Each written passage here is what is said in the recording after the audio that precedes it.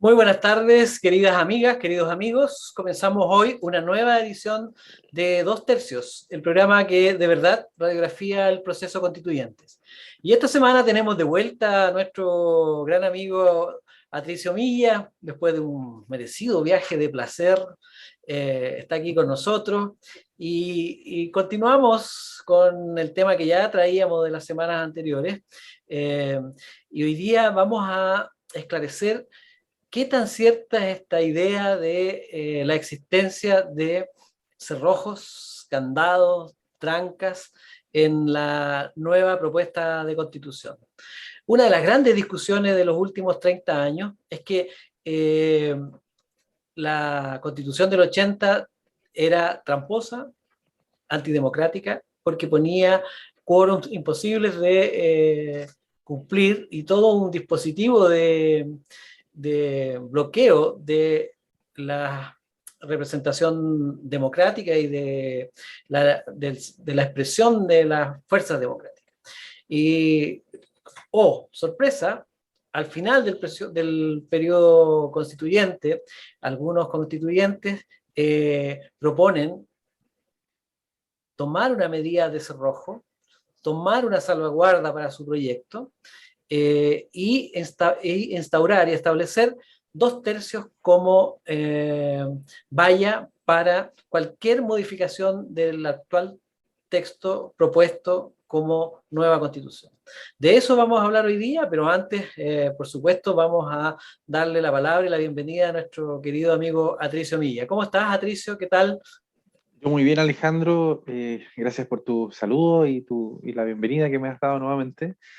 Y tal vez el episodio más importante es que tenemos una nueva constitución, ¿no? Tras 359 días exactos, finalizó oficialmente el trabajo de la Convención Constitucional este pasado 4 de julio y se entregó un documento definitivo al presidente Gabriel Boric. La nueva constitución oficialmente quedó con 11 capítulos, 388 artículos, 57 normas transitorias.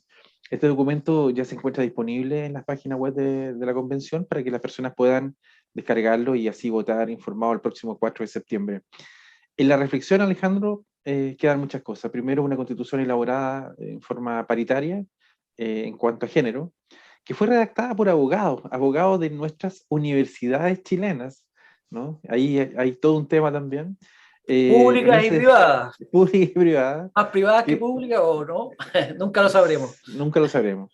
Y que también, tal vez una de las cosas destacadas que se marca la presencia de derechos sociales, se habla del Estado laico, de una educación pública, de mejorar el decepcionante sistema de justicia, de pensión y de salud. Y bueno, ahora viene el tema del apruebo o el rechazo, se inició ya la campaña informativa y en momentos cuando tal vez lo mejor sería que los convencionales constituyentes se invisibilizaran, que el apruebo o rechazo no se identificara necesariamente con la derecha o con la izquierda, o que políticos que son los responsables directos de la crisis de las instituciones políticas republicanas se queden mejor callados. Bueno, se está actuando tendenciosamente a favor o en contra de una nueva constitución. La amnesia política surge nuevamente, la impostura de los políticos, que lo hemos hablado más de alguna vez en este programa, La las amnesia encuestas, y la impostura atacan de nuevo. de nuevo, las encuestas tendenciosas, las noticias falsas sobre la nueva constitución. Bueno, en el fondo me queda la sensación que los desconocidos de siempre siguen maquinando un sabotaje a los procesos sociales que si no son resueltos, ya sabemos lo que ocurre tarde o temprano, se manifiestan como revueltas sociales u otras cosas. Pero el tema central, Alejandro, es los quórums que vuelven a aparecer y esta vez aparentemente a favor de esta nueva constitución. Hay muchos temas, pero preguntarte primero qué te pareció que después de un año ya tengamos una nueva constitución y que de alguna manera va a competir en este prueba rechazo en los próximos meses a través de una campaña publicitaria y luego obviamente el plebiscito. Y ahí se abre un nuevo capítulo nuevamente en materia. Sí, aclarar que lo que tenemos es un texto de propuesta Claro. para una nueva constitución y a juzgar por la constante de bajos resultados para la prueba en las encuestas y un incremento paulatino pero seguro que hoy día ya has tenido como una tendencia difícil de remontar, que tiene al rechazo liderando en las encuestas. Por supuesto, hay gente que dice que las encuestas están todas arregladas, qué sé yo. Cada cual en esto puede creer lo que estime su leal entender, ¿cierto? Nosotros aquí estamos para abrir puntos de vista, abrir ángulos en el debate y de esa manera ayudar a los indecisos a decidir. Este programa, se los advierto otra vez, no está hecho para los fanáticos de un lado o de otro que ya tienen su decisión, no está hecho ni siquiera para las personas que no son tan fanáticas pero que ya tomaron su decisión, porque no pretendemos convencer a nadie en particular, solo entregar herramientas a aquellos que están pensando en cómo decidir mejor y dónde, en qué lado estará la razón, en qué lado habrá más cuotas o dosis de verdad. Y nosotros en ese sentido aportamos datos para eso. Decir entonces que efectivamente esta semana ha estado bastante revuelta. Dos presidentes de la República se han referido a su posición, uno con todas sus letras y de manera muy valiente, diría yo, muy claro y bien decidido, como Eduardo Frei, plantea su posición por el rechazo. Otro eh, más eh, pillín, ¿cierto? No fue explícito, pero a todo el mundo le quedó claro que eh, lo que él espera y lo que Chile espera y necesita es un texto que concite acuerdos, que concite apoyos, inclusividad de las diferentes partes de la sociedad. Me refiero a Ricardo Lagos, que de una manera muy propia de él, muy ladina, ¿cierto? Se dio maña para dejar hablando a todo el mundo durante esta semana. Por supuesto que algunos se enojaron. Jorge Arrate, un viejito que alguna vez arrancó con los tarros, quería ser presidente fuera del pacto, se acordó que era socialista y era conservacionista y empezó a criticar a Lagos duramente, de una manera muy majadera, diría yo, pero marcando el tono de lo que está sucediendo. Lo que está sucediendo es que la temperatura se está intensificando. Las redes sociales están que arden, hay mucha descalificación, acusaciones de todo tipo, de traiciones, de cobardía, de miseria, de valentía, va a aumentar la temperatura. Y esto es lo que hacen los procesos como este, que cuando son de algún modo la representación de la pretendida victoria de uno sobre otro, lo que termina haciendo es dividir a la sociedad. Y por eso que esta idea de hacer referéndum, hacer plebiscitos, es tan poco real en Chile, porque normalmente se polarizan las cosas. Solo un ejemplo. Desde hace mucho tiempo, ya no recuerdo bien, pero yo diría que de casi del año 2000, de alguna de las tantas reformas a la Constitución, que muchos no quieren ver, digamos, quedó... en Chile se pueden hacer consultas comunales, por ejemplo. Las municipalidades pueden hacer plebiscitos ciudadanos y consultar desde hace mucho rato, pero si no me equivoco, son contados con las manos, o sea, con los dedos de las manos aquí en la zona, las consultas que se hayan hecho. Yo recuerdo una nomás en San Felipe en la época del alcalde Amar, por supuesto me puedo estar equivocando, pero hacer consultas, hacer referéndum, incluso a nivel comunal, es algo muy difícil. Hacerlo a nivel nacional es como hacer una constitución de nuevo. Entonces, y eso tensiona y divide y el ambiente se está caldeando. Y por último, lo que tú preguntabas, Atricio, por supuesto que esta tensión no crecería, no sería tan grande si fuera fácil modificar lo obrado, si fuera fácil corregir, si fuera fácil perfeccionar, si fuera sencillo mejorar. Pero los constituyentes se las arreglaron para instalar un tremendo problema. Y el problema que instalaron, eh, a decir de, de, del constituyente Atria, lo hicieron porque no están seguros de que haya instituciones leales con la nueva constitución, como que si como si las instituciones tuvieran que ser leales. Es una manera muy rara, bizarra, extraña de ver la Constitución. En realidad la Constitución tiene que ser leal con los ciudadanos de Chile, en primer lugar, con nadie más, no al revés. No es que las instituciones o los ciudadanos tengan que ser fiel con la Constitución, es al revés. Pero el Constitucional Atria y muchos más se dieron maña para instalar 2/3 como barrera de modificación para este texto constitucional.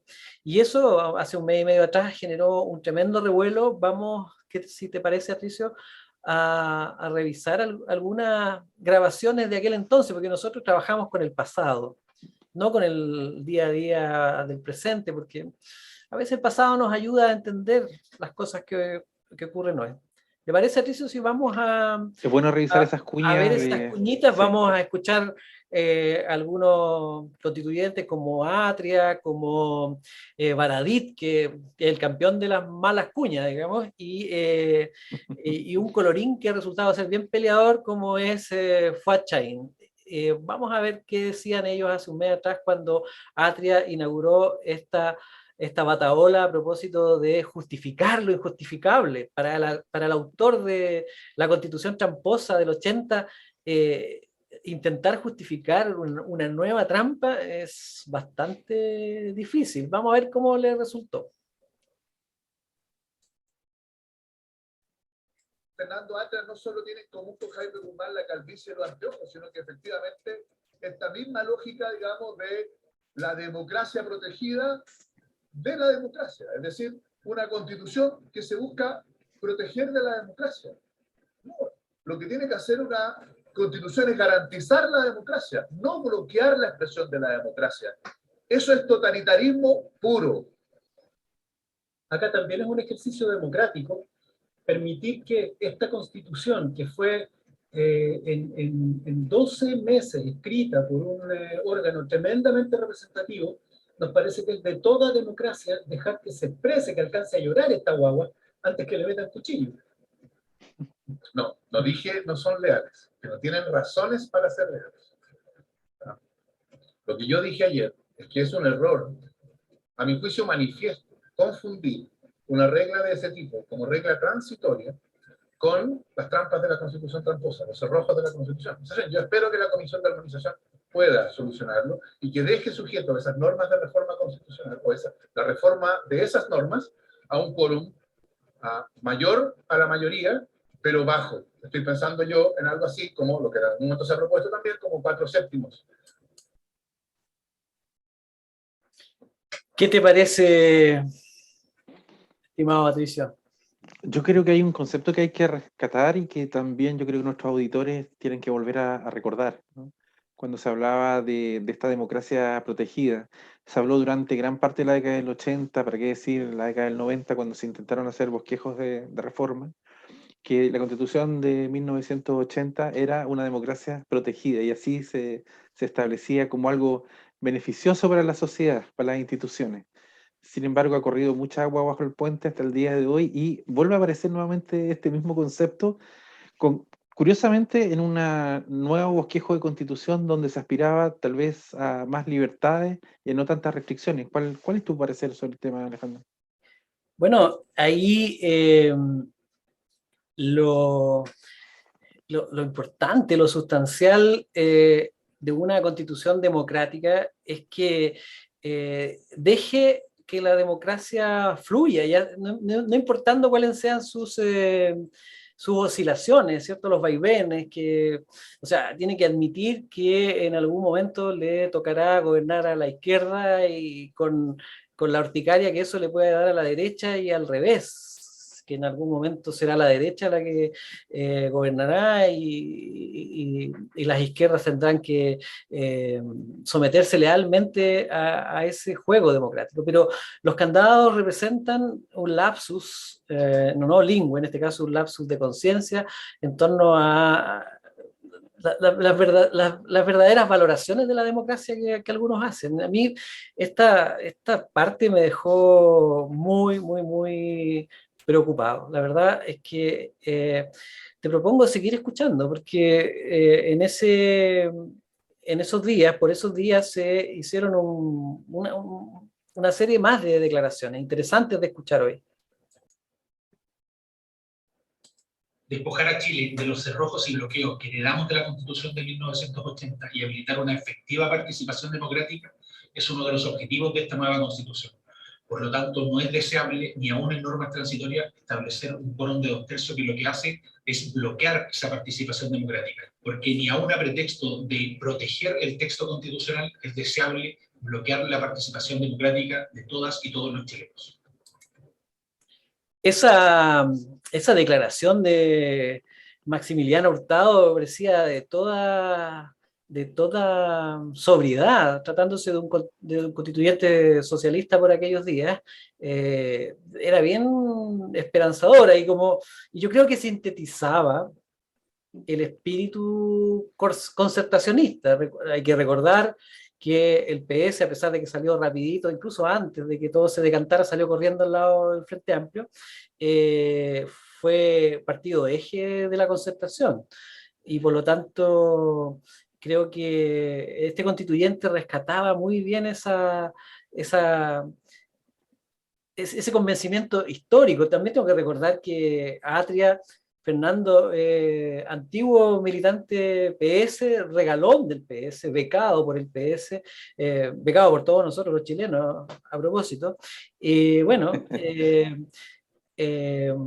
pero sin embargo, esta definición de ponerle de todas maneras candado a la nueva constitución, a pretexto de que hay que protegerla mientras se instala, como dijo Baradit, antes que le metan cuchillo en esa frase que fue absolutamente repudiada, ¿cierto? Bueno, Baradit nos tiene acostumbrados a frases repudiables, pero esta fue brutal.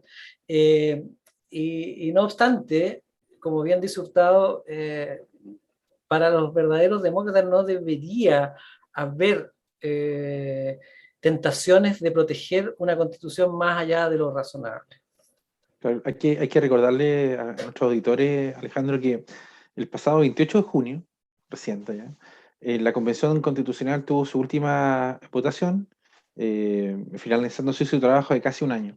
En esa instancia se revisó un informe de la Comisión de Armonización, que es la parte final, digamos, de este trabajo, y entre otras cosas se estableció un mecanismo para hacer reformas constitucionales a la eventual nueva Carta Magna. Entonces, en la última votación de la Convención Constituyente, quedó establecido que el Congreso podría o podrá modificar, el actual Congreso, la Constitución con un quórum de 4/7 como regla general hasta el año 2026, y esto significa que se requerirá un voto favorable en ambas cámaras, ¿no? En senadores y diputados.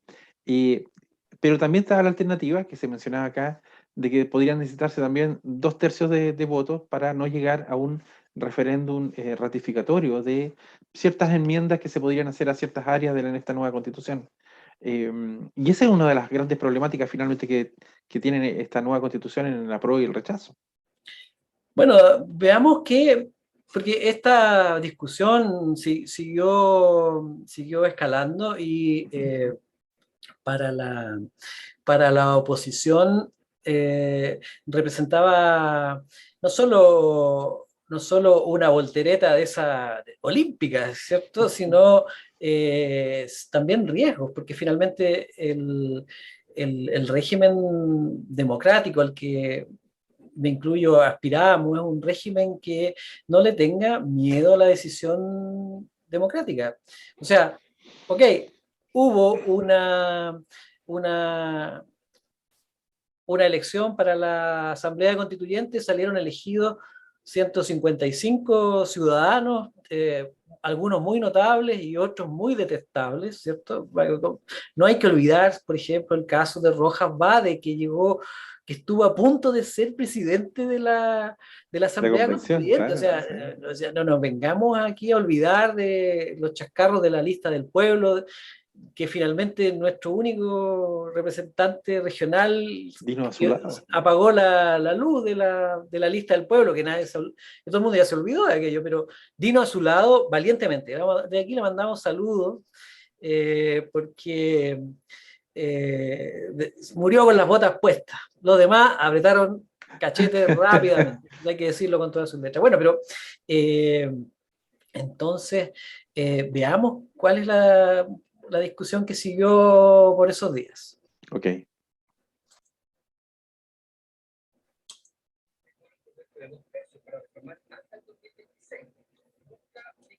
Primero, en que el Congreso concentre su atención y su energía en la implementación de la nueva Constitución y que, por cierto, cuente con una herramienta para hacer los ajustes o reformas necesarias para esa implementación. Se produce esta incoherencia por parte de la izquierda que durante décadas hablaba de los candados, de los cerrojos, de estos quórums supermayoritarios, bueno, y ahora eligen el quórum más alto de reforma a la Constitución para que precisamente se haga muy difícil poder reformar el producto de la Convención Constitucional. Críticas, porque con los actuales números del Congreso, un quórum de 2/3 equivale a 103 diputados de 155 y 33 senadores de 50 en ejercicio. Habilitar a la reforma de una Constitución que no ha sido implementada es una cuestión extremadamente delicada. No cabe duda que es necesario resguardar las condiciones para la implementación de esta Constitución. Lo mismo, ¿no es cierto?, con esta regla absurda, ¿ya?, que dejó chiquitito a Jaime Guzmán de establecer un quórum de 2/3 para que el actual Congreso pueda hacer cambios a la Constitución. Eso es no creer en la democracia. Distintos senadores. Ahí estaban, pues estaban las intervenciones de Ignacio Achurra, de Constanza Juve, de Alondra Carrillo, y el último que hablaba ahí era Fuad Chahín. Eso fue el tono, esa fue el eje de la discusión, y finalmente, ahora que ya tenemos el texto a la vista, tenemos que respondernos a la pregunta, bueno, ¿qué pasó al final? Invirtieron los roles, parece. ¿Qué es lo que ocurrió al final? Se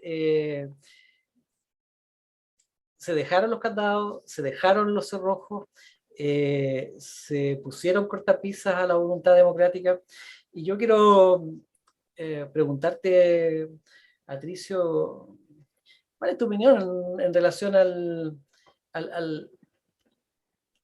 ideal, ¿cierto?, de sistema de modificación de una constitución? En el sentido de, ¿qué es lo que parece razonable en esta materia hoy día? Yo creo que la primera reflexión que uno puede hacer es que de alguna manera se ha invertido la misma dinámica, la misma cuestionamiento que tuvo en su momento la Constitución de 1980.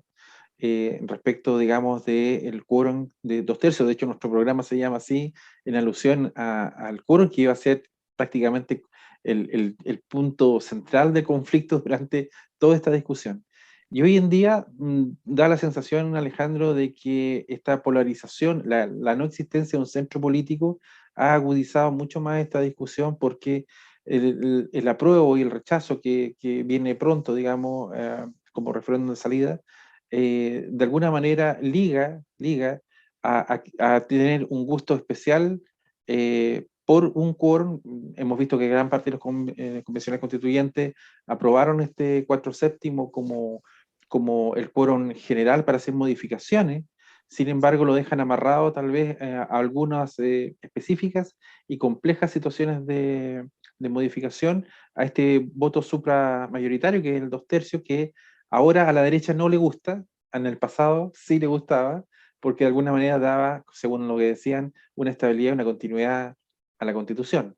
Entonces se han invertido, digamos, el proceso de observación de estos quórums. Ahora la izquierda o quienes forman parte de este ámbito lo ven positivamente, y es la derecha quien ahora no le gusta esa imposibilidad y ese candado de no poder modificar muchas cosas.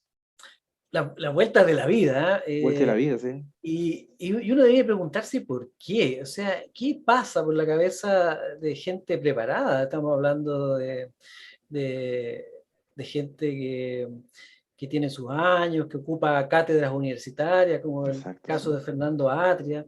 ¿Qué es lo que los mueve a escribir libros acerca de la Constitución tramposa, ¿cierto? Y después, con incomodidad, pero jabonosamente, intentar justificar que aplicaron la misma receta al final. esta propuesta también es tramposa.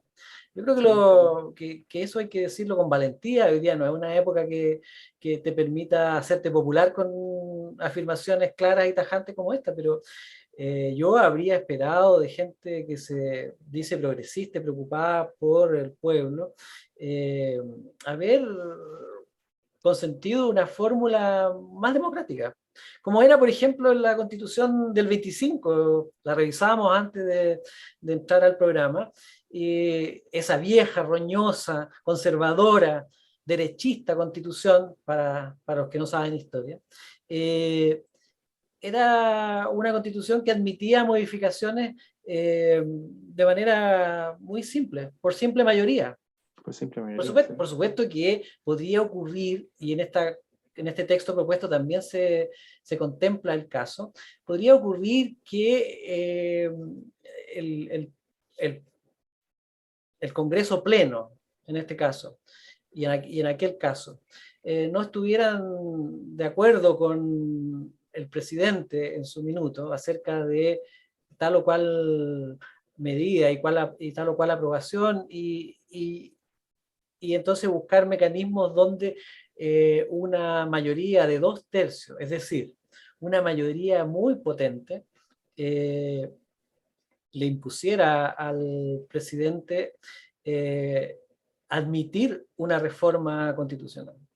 Eso lo contemplaba la Constitución del 25, por lo tanto estos guarismos de 2/3 son muy antiguos, pero el espíritu era, oiga, si alguien se opone a una reforma que es evidentemente necesaria, bueno, no se puede oponer a una reforma de 2/3, o sea, sobre el 66% de los congresistas. En este caso, lo que este texto plantea es que cualquier reforma importante a la sala de máquina, al corazón de la Constitución, tiene que tener un quórum que en rigor entre los dos consejos, perdón, entre los dos congresos, en este caso la Cámara de las Regiones y la Cámara de Diputados, tendrían que enterar algo así como 136 votos.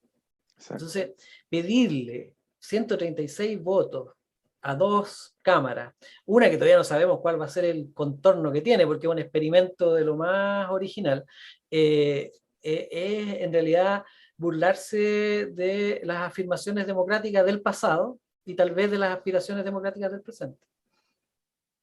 Y además que esto está asociado también en ciertos casos que está tipificado en esta normativa que se está discutiendo por estos días, también se habla de referéndum ratificatorio. Entonces, como que todo se complejiza a la hora de querer hacer reformas que de todas maneras son necesarias realizar en esta nueva bosquejo de constitución.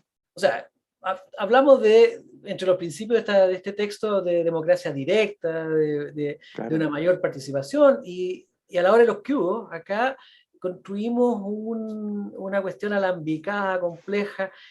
Vamos a ver el texto del articulado para que nadie diga que estamos torciendo la letra. ¿Me parece? Veámoslo, sí. Es importante ir conociendo el documento,